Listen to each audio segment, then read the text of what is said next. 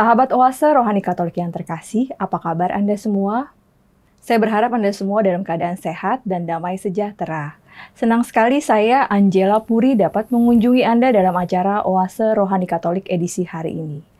Telah hadir bersama saya narasumber kita yaitu Romo Stefanus Ruswan MSF, yang akrab kita sapa beliau dengan Romo Wawan. Bagaimana kabarnya Romo? Puji Tuhan, baik Mbak Puri, baik para sahabat Oase Rohani Katolik. Semoga kita semua dalam keadaan sehat, sejahtera, dan dalam lindungan Tuhan. Ya. Iya, baik. Sahabat Oase Rohani Katolik yang terkasih, mari kita buka acara kita dengan doa pembukaan yang akan dipimpin oleh Romo Wawan. Mari kita berdoa dalam nama Bapa dan Putra dan Roh Kudus. Amin. Allah Bapa sumber cahaya kebenaran, Santo Simon dan Santo Yudas, para rasul mulia, telah mengantar kami untuk mengakui namamu. Semoga gerejamu semakin bertumbuh dalam iman dan semakin banyak orang yang percaya padamu dengan pengantaraan Tuhan kami Yesus Kristus yang hidup dan berkuasa bersama Dikau dan Roh Kudus kini dan sepanjang segala masa. Amin. Dalam nama Bapa dan Putra dan Roh Kudus. Amin. Sahabat Oase Rohani Katolik yang terkasih, pada hari ini saya akan membacakan bacaan dari Surat Rasul Paulus kepada jemaat di Efesus, bab 2 ayat 19 sampai 22. Saudara-saudara, kamu bukan lagi orang asing dan pendatang, melainkan sewarga dengan orang kudus dan anggota keluarga Allah.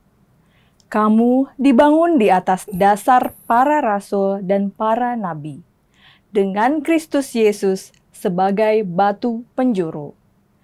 Di atas Dia tumbuhlah seluruh bangunan yang rapi tersusun menjadi bait Allah yang kudus dalam Tuhan. Di atas Dia pula kamu turut dibangun menjadi tempat kediaman Allah dalam Roh. Demikianlah sabda Tuhan. Syukur kepada Allah. Mazmur tanggapan dengan refren. Di seluruh dunia bergemalah suara mereka. Di seluruh dunia bergemalah suara mereka. Langit menceritakan kemuliaan Allah dan cakrawala memberitakan karya tangannya. Hari yang satu mengisahkannya kepada hari yang lain dan malam yang satu menyampaikan pengetahuannya kepada malam berikut. Di seluruh bumi bergemalah suara mereka. Meskipun tidak berbicara dan tidak memperdengarkan suara, namun di seluruh bumi bergaunglah gemanya, dan amanat mereka sampai ke ujung bumi. Di seluruh bumi bergemalah suara mereka. Sahabat Oase Rohani Katolik yang terkasih, mari kita siapkan hati untuk bacaan Injil. Haleluya, haleluya, haleluya, haleluya. Allah Tuhan kami, Engkau kami puji dan kami muliakan. Kepadamu paduan para rasul bersyukur ya Tuhan. Haleluya, haleluya. Tuhan bersamamu Dan bersama rohmu. Inilah Injil suci menurut Lukas. Dimuliakanlah Tuhan. Sekali peristiwa Yesus mendaki sebuah bukit untuk berdoa. Semalam-malaman ia berdoa kepada Allah. Keesokan harinya, ketika hari siang, ia memanggil murid-muridnya lalu memilih dari antara mereka 12 orang yang disebut rasul. Mereka itu ialah Simon yang juga diberinya nama Petrus, Andreas saudara Simon, Yohanes dan Yakobus, Filipus dan Bartolomeus, Matius dan Thomas, Yakobus anak Alfeus, dan Simon yang disebut orang Zelot, Yudas anak Yakobus, dan Yudas Iskariot yang kemudian menjadi pengkhianat. Lalu Yesus turun bersama mereka dan berhenti pada suatu tempat yang datar. Di situ berkumpul sejumlah besar dari murid-muridnya Dan banyak orang lain yang datang dari seluruh Yudea dan dari Yerusalem, dari daerah pantai Tirus dan Sidon. Mereka datang untuk mendengarkan dia dan untuk disembuhkan dari penyakit mereka. Juga mereka yang dirasuk oleh roh-roh jahat beroleh kesembuhan. Dan orang banyak itu berusaha menjamah dia karena daripadanya keluar suatu kuasa dan semua orang disembuhkannya. Demikianlah sabda Tuhan. Terpujilah Kristus. Sahabat Oase Rohani Katolik yang terkasih, mari kita dengarkan bersama permenungan yang akan disampaikan oleh Romo Wawan. Ya, Romo Wawan, pada kesempatan hari ini permenungan apakah Romo yang Romo ingin sampaikan? Terima kasih Mbak Puri.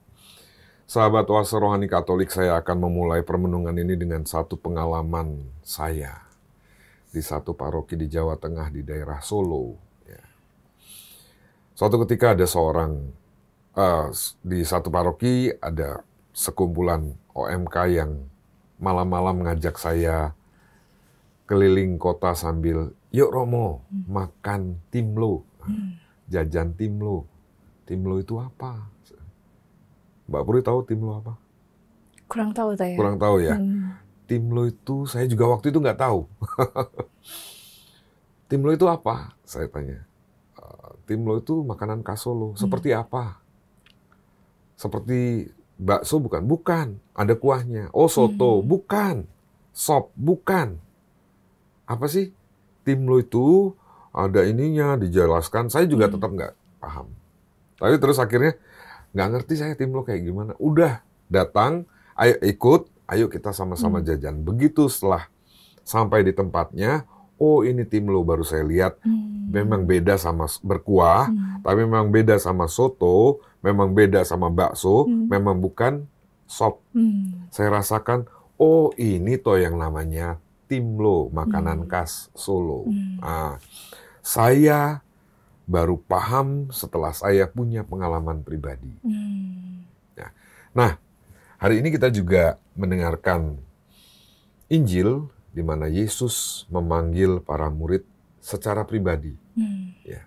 Dengan namanya, jelas loh ya, tadi ya, dituliskan Simon yang juga diberi nama Petrus. Jelas nih orangnya, pribadinya jelas. Andreas saudaranya Simon. Yohanes dan Yakobus, Filipus dan Bartolomeus, Matius dan Thomas, Yakobus anak Alfeus, Simon yang disebut orang Zelot, Yudas anak Yakobus, dan Yudas Iskariot yang kemudian menjadi pengkhianatnya. Artinya apa? Artinya Tuhan memanggil para murid secara pribadi. Tuhan memanggil murid-muridnya secara pribadi.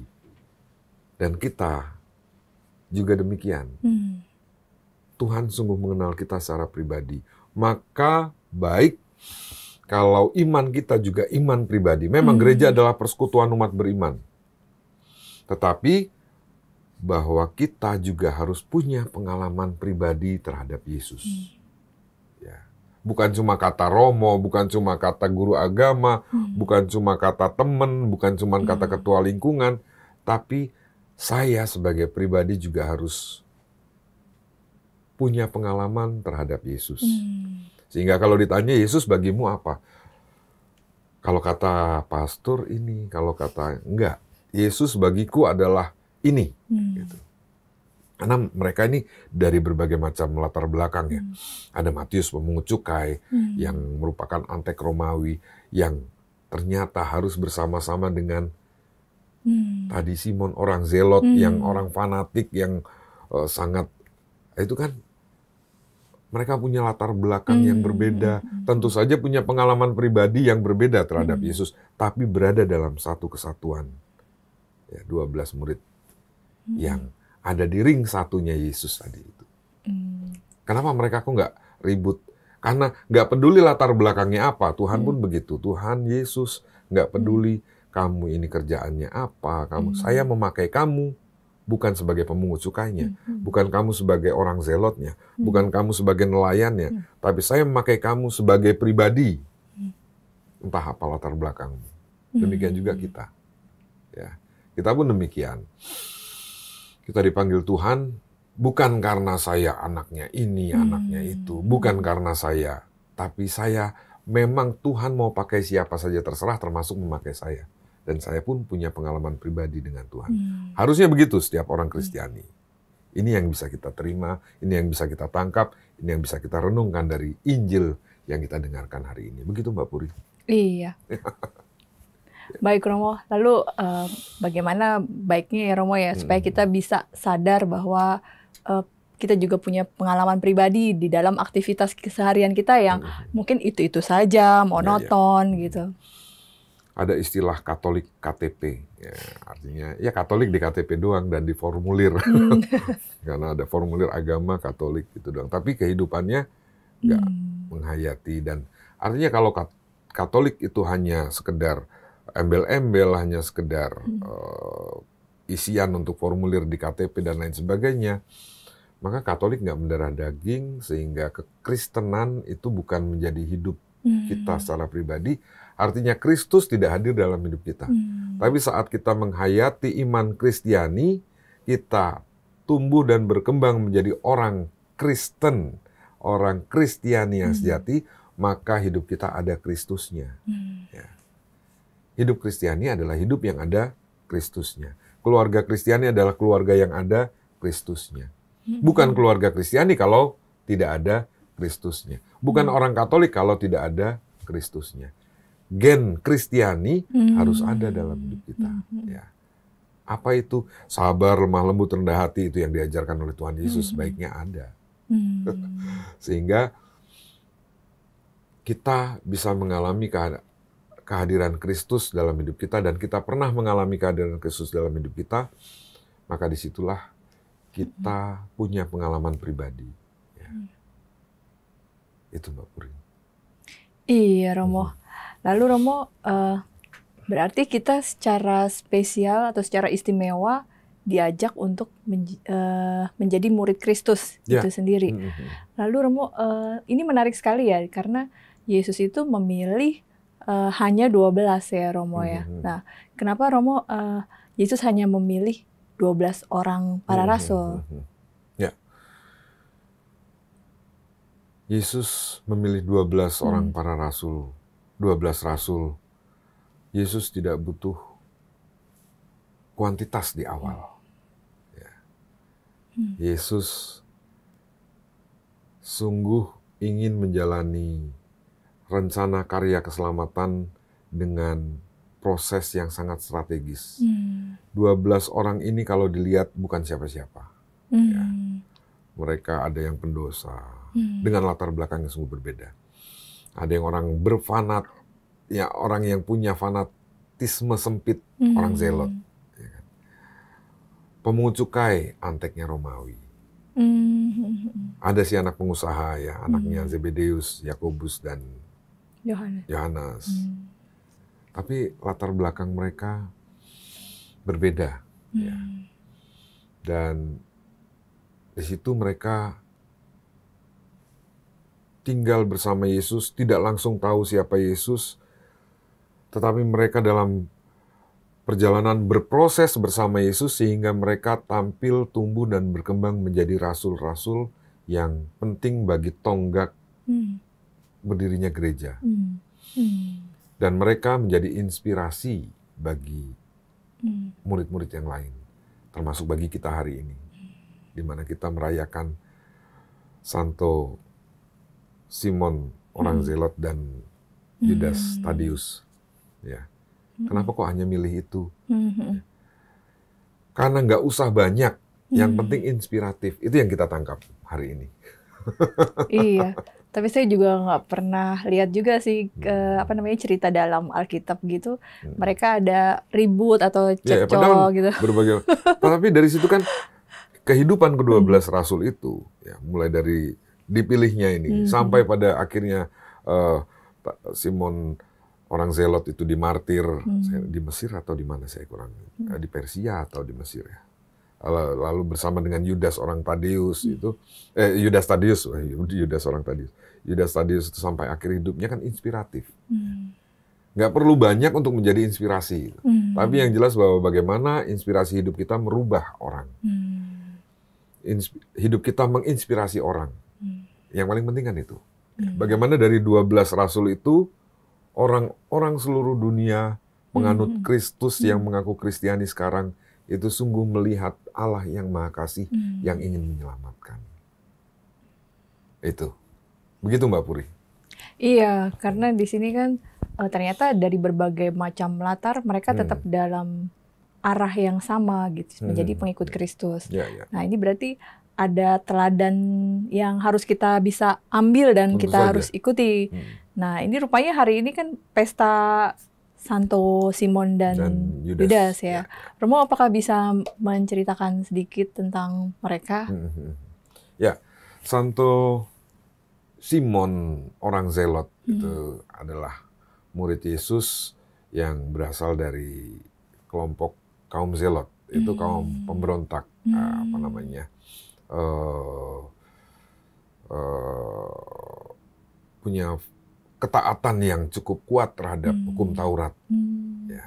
Mereka bukan ahli Taurat, bukan seperti orang Farisi, tetapi mereka taat. Gitu ya. Dan nasionalisme mereka sangat kuat, termasuk Santo Simon ini. Nah, tidak banyak diceritakan dalam kehidupan setelah Yesus naik ke surga, tetapi yang jelas bahwa beberapa tradisi mengatakan bahwa dia sempat ke Makedonia, sempat ke Persia, dan akhirnya kembali ke Mesir atau bahkan menggantikan Yakobus, saudara Yesus yang dimartir lebih dulu, dan akhirnya ke Mesir kembali bertemu dengan Yudas Tadius. Tadius artinya Yudas si pemberani. Ya, itu. Akhirnya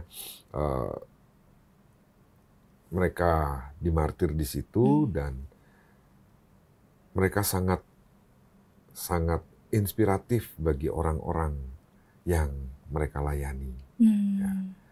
Dan dengan kerelaan hati mereka mewartakan iman, bahkan menyerahkan hidupnya untuk kehidupan kekal banyak orang, untuk mewartakan karya keselamatan bagi banyak orang.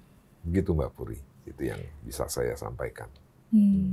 Jadi kira-kira yang dikerjakan para rasul itu juga hampir mirip dengan yang Yesus kerjakan ya, Romo? Tentu saja, ya. Mereka adalah murid-murid Kristus. Mereka adalah orang-orang Kristiani yang pertama. Ya, mereka dalam hidupnya selalu ada Kristusnya. Ya, tadi saya katakan, orang Kristiani adalah orang yang ada Kristusnya. Keluarga Kristiani adalah keluarga yang ada Kristusnya. Bagaimana ada keluarga Kristiani yang nggak pernah doa bareng, nggak pernah ekaristi, nggak pernah baca kitab suci? Bukan keluarga Kristiani. Mana Kristusnya? Ya. Mana ada orang Katolik, orang Kristiani sembahyang nggak pernah, ke gereja nggak pernah, kenal Yesus juga enggak. Mungkin cuma nama doang Kristiani, tapi ya tentu saja mereka sungguh menghidupi iman mereka. Bahkan mereka mewartakan iman mereka. Gitu ya. Begitu Mbak Puri. Jadi mungkin ini pelajaran juga buat kita supaya kita juga mengambil sumber Kristiani itu ya, Romo ya. Kita berangkat dari inspirasi hidup mereka, kita meneladan. Itu maksudnya. Nah, iya. Seperti yang tadi saya katakan bahwa tidak perlu banyak, yang penting inspiratif. Dengan melihat hidup mereka, kita bisa mengikuti bagaimana mereka hidup sebagai orang Kristiani. Itu. Iya, Romo.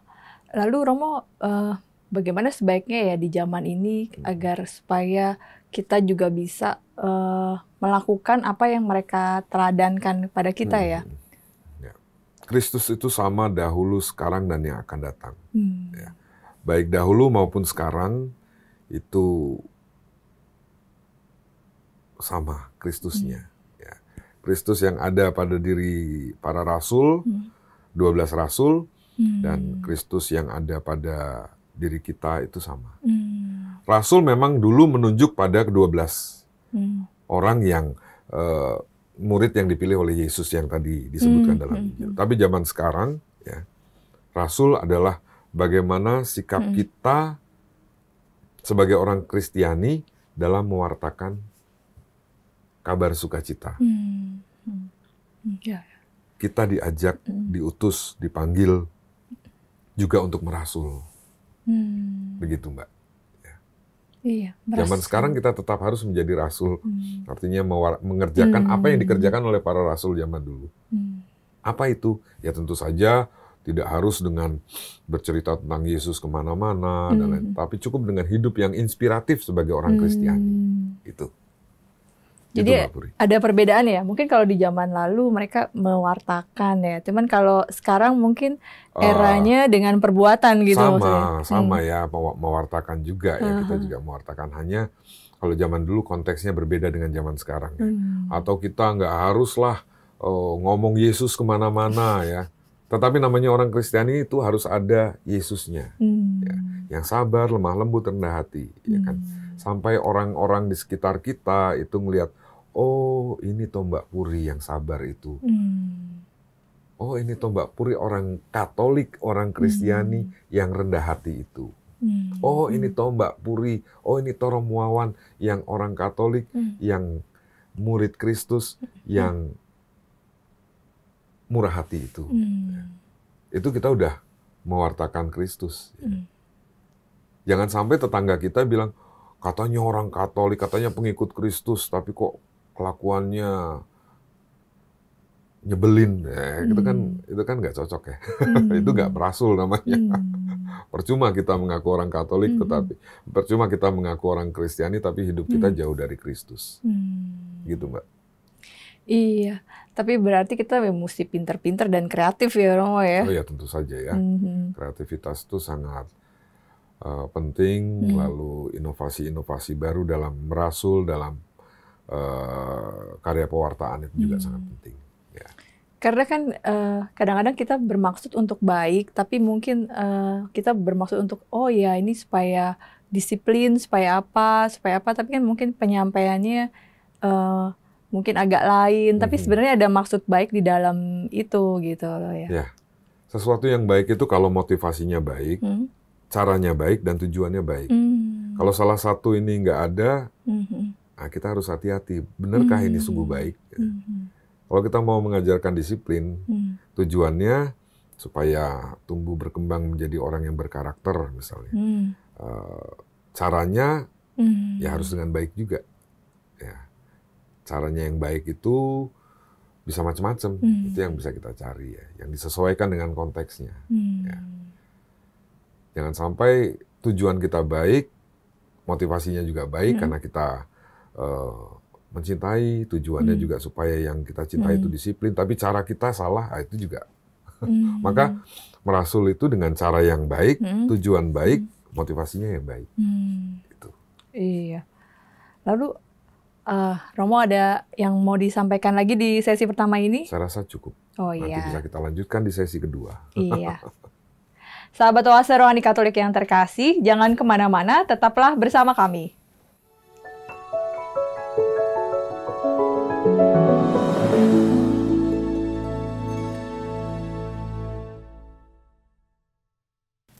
Sahabat Oase Rohani Katolik yang terkasih, terima kasih masih bersama kami di acara Oase Rohani Katolik edisi hari ini.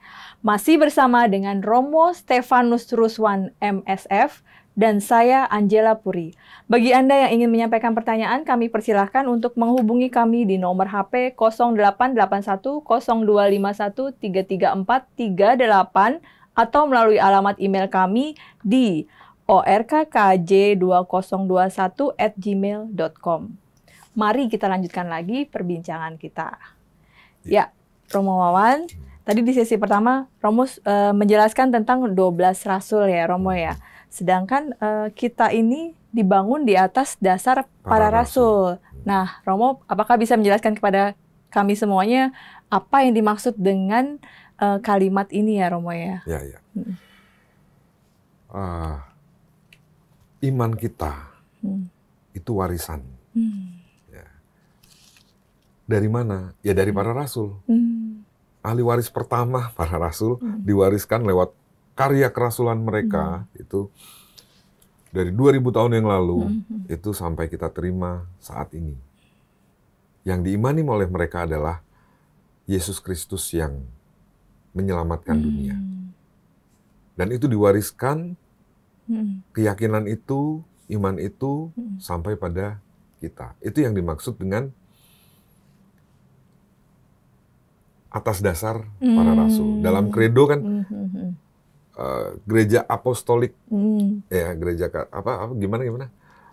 Aku percayakan Roh Kudus, gereja Katolik yang kudus, persekutuan para kudus, pengampunan dosa, kebangkitan badan, kehidupan kekal. Ya, itu kan ada ya. Itu maksudnya atas dasar iman para rasul gitu. Iya, persekutuan para kudus ya Romo ya.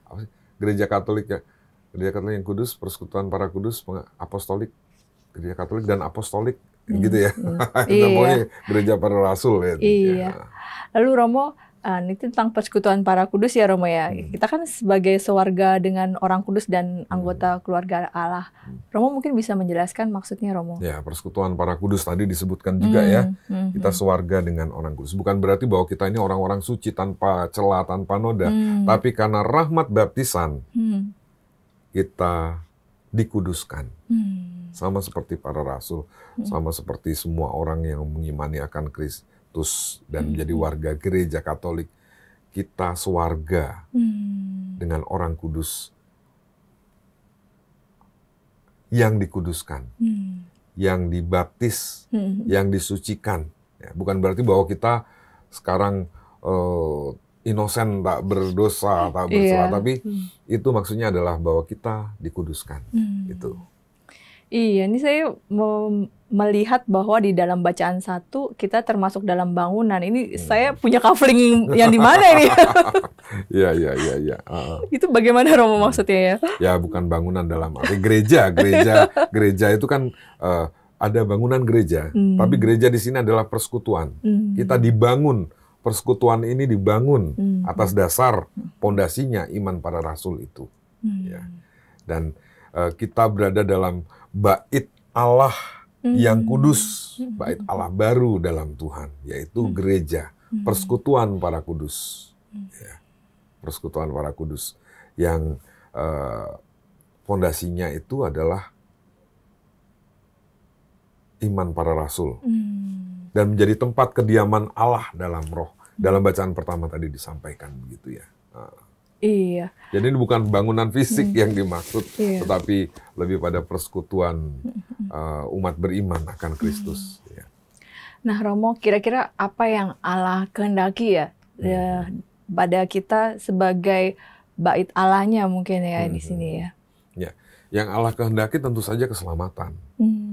Sejak awal dunia dijadikan sampai akhirnya nanti, Allah ingin ciptaannya semua selamat. Dan puncak karya keselamatan itu ada dalam diri Yesus Kristus. Yang kita imani, yang gereja imani. Ya.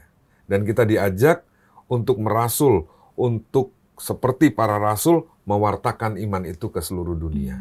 Maka dikatakan juga, pergilah ke seluruh dunia dan wartakanlah Injil. Injil adalah kabar gembira. Ya. Injil adalah kabar gembira. Kabar apa ini? Kabar bahwa Allah ingin menyelamatkan. Begitu, Mbak. Iya. Apa kalau ditanya apa kehendak Allah, ya keselamatan semua ciptaan. Gitu. Iya, karena Allah sungguh mencintai kita semuanya. Tentu saja. Allah menciptakan kita dengan kasih. Allah menciptakan kita bukan terpaksa. Allah menciptakan kita bukan karena iseng. Tapi Allah menciptakan kita dengan kasih. Dan tentu saja Allah tidak rela kalau ada ciptaan yang binasa dan masuk ke dalam maut. Gitu. Nah Romo sudah banyak menjelaskan kita tentang apa yang harus kita lakukan sebagai orang Kristiani ya. Nah sedangkan kalau misalnya dalam persekutuan itu, dalam persekutuan para kudus, itu apa sih Romo yang harusnya kita lakukan ya? Ya kita bersatu dalam Ekaristi, ya kita menimba sabda Tuhan, terinspirasi dari sabda Tuhan, dan kita menimba kekuatan dari tubuh dan darah Kristus untuk mewartakan, untuk hidup bukan hanya untuk diri kita sendiri, tetapi juga untuk keselamatan sesama. Ya. Kita sebagai agen-agen keselamatan. Dalam persekutuan ini kita diajak untuk menjadi agen keselamatan. Kita bersekutu, kita bersatu untuk mencapai atas dasar iman para rasul akan Yesus Kristus untuk terlibat dalam rencana karya keselamatan Tuhan. Itu, Mbak. Iya, tapi bagaimana kalau kita sudah melenceng atau kita sering melakukan suatu hal yang kurang baik gitu.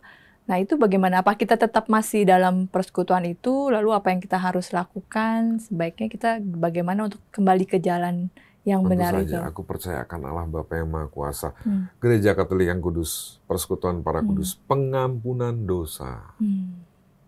Ya, jangan lupa bahwa kita punya sakramen itu. Ya, saat kita melenceng atau ada umat yang melenceng, ada rekonsiliasi. Dalam persekutuan itu harus ada rekonsiliasi. Begitu ya. Sehingga yang melenceng ya bisa kembali pada pangkuan gereja. Begitu ya, Mbak ya. Tapi bukannya kita jadi tersisih atau gimana, tapi masih dalam persekutuan kita harus itu. merangkul ya, namanya persekutuan ya. Kita harus bersekutu ya. Kita harus mempererat persekutuan kita. Kalau kita masing-masing sudah saling menunjuk kesalahan, udah ya mungkin persekutuan itu udah menjadi tidak kuat lagi. Ya. Artinya rekonsiliasi itu sungguh menjadi perekat masing-masing anggota. Iya. Jadi sebaiknya kita juga mempunyai kesadaran tentang hal itu ya, Romo ya. Oke, Romo, ini Romo ada yang perlu Romo bicarakan lagi untuk ringkasan atau summary-nya? Saya rasa hari ini kita bisa belajar bahwa tugas untuk merasul itu bukan hanya tugas 12 rasul itu, tetapi kita sebagai orang Kristiani juga diwariskan tugas kerasulan itu untuk mewartakan karya keselamatan Tuhan. Nah, jadi itu menjadi tugas semua orang yang masuk dalam persekutuan para kudus ini.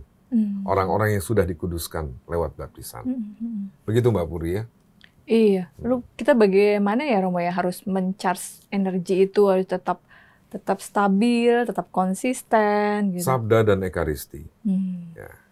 Sebagai orang Kristiani kita harus ada Kristusnya. Di mana kita dapat Kristus itu dalam hidup kita?